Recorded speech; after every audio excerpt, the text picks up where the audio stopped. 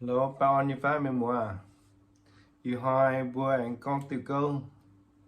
Yêu hai như câu ấy cần nhiều tình nhé. Yêu hai bữa con thảo. Áo thở gối chăng.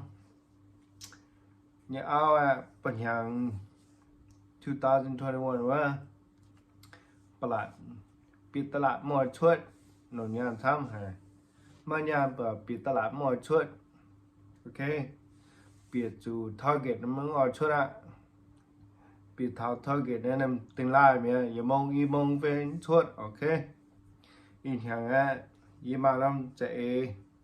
Ok. 2022 ông vươn chủ siêu nhàn. Hiếu tu của đảng mình. Ok. In hàng y mà làm plan. Bữa ở here nè em mặc cho mình. Ok. Y hoa này mày tiêu hàng. Em ăn tiêu hồi belt về hồ hàng. Ok.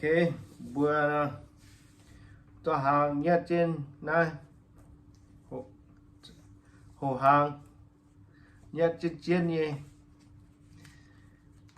thảo tiêu hoa mà mình thôi kiểu nó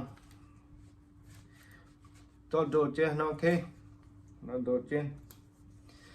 Ok mình bố mình tất là nó 3 นาที nó mà áo lò mề về chốt nó bùa lọc bọn đi nó bùa trôi khỏi trên nên bang chứ chốt tất là. Ok. Trên nó mề cặp bao giang giữa. Ok.